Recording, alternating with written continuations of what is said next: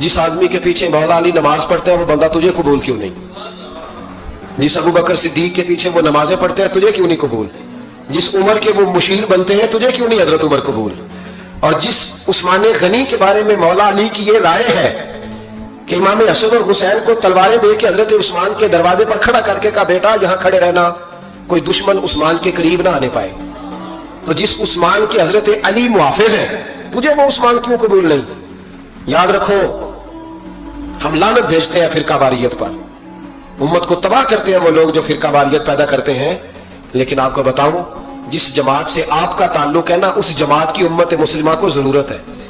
क़यामत भी 10 मुहर्रम को आएगी, जुमे का दिन होगा, तो मैं आज दिल को हाजिर नाजिर रख के, अपनी तबीयत को हाजिर पा के बाशऊर आपको कह रहा हूं, जाग के सुनना खुदा का वास्ता।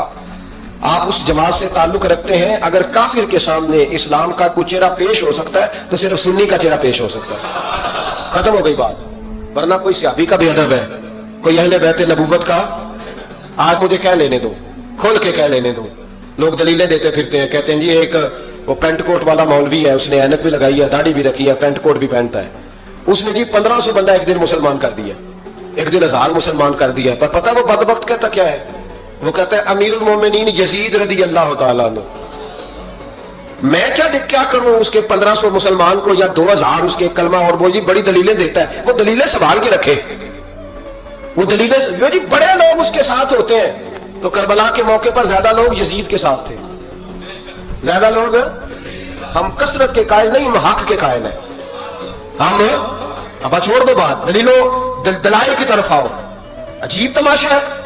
और एक मौलवी साहब उसकी हिमायत कर रहे थे, कहते नहीं बंदा ठीक है, वो भूल गया था, असल में कसूर उबैदुल्लाह इब्ने ज़ियाद का था, असल में गलती अमर बिन साद की थी, तो यजीद को ज्यादा इल्जाम नहीं देना चाहिए। मैंने कहा बड़ी तुम्हारी करीबी रिश्तेदारी है यजीद के साथ, तो अल्लाह से दुआ क्यों नहीं मांगते कि तुम्हारा हशर यजीद के साथ करे?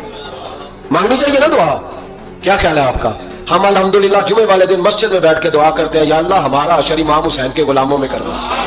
तो तू भी करना जुर्रत है, कर जुर्रत है। हमारी जुर्रत देख, हम ये नहीं कहते उनके साथ कर, हम कहते हैं या अल्लाह हमारा अशर उनके, हमारी जुर्रत देखो, हम उनके गुलामों में, कदमों में, नौकरों में बैठने को वो दुआ मांग रहे हैं, या अल्लाह हमारा उनके गुलामों में, गुलामों के, तू भी जुर्रत कर दलेरी, कर जुर्रत, क्या या अल्लाह मेरा अशर यजीद के साथ कर दलेरी। अगर इतना ही अच्छा था तो बेशर्मो, इतना जुल्म न करो, इतनी ज्यादती, इतना जुल्म न करो, ये जुल्म है। इमाम हुसैन जुमे वाले दिन खुतबा पढ़ने लगे, जुमे से पहले इमाम हुसैन ने खुतबा पढ़ा, और आपने एक जुमला कहा जो हमेशा याद रखा जाएगा। आपने फरमाया यजीद को जाके बता दो कि मुझ जैसा तुझ जैसे की बैत नहीं कर सकता। ओ क्या फिक्रा है इमाम अली मकाम का।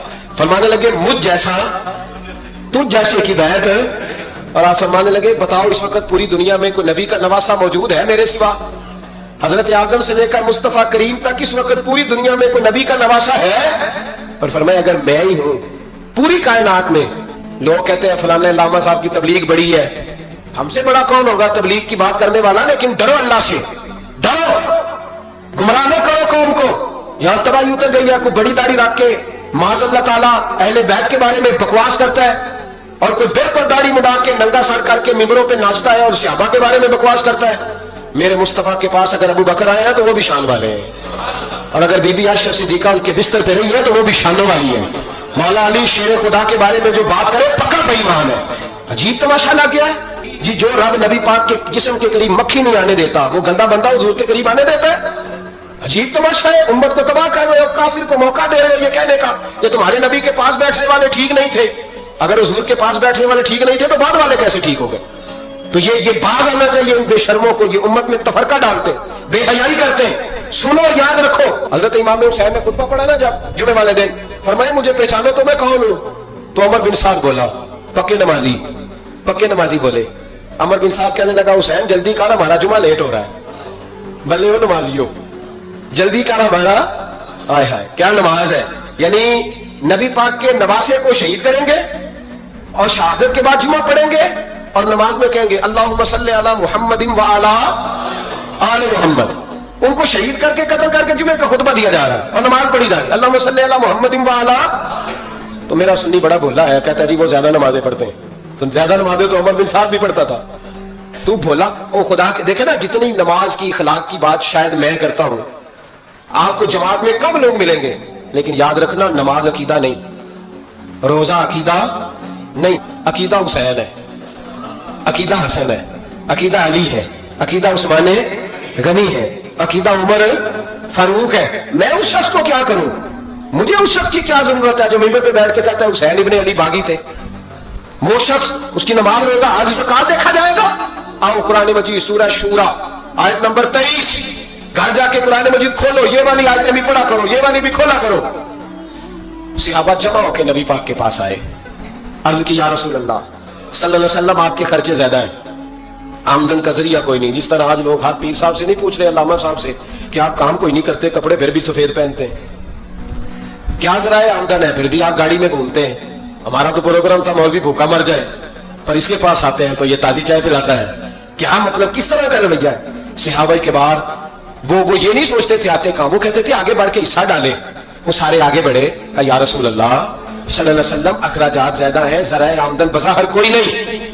نذرانوں پہ اعتراض نہ کیا کرو, نذرانہ دینا نبی پاک کی سنت ہے, نذرانہ قبول کر لینا نبی پاک کی, بولو حضور کی سنت ہے. تو صحابہ جمع ہو کے آئے, ایک جگہ پہ میٹنگ کی, کہا تھوڑے سے پیسے ہر مہینے پیش کریں گے. تو حضور سے بات کون کرے گا پیسوں کی؟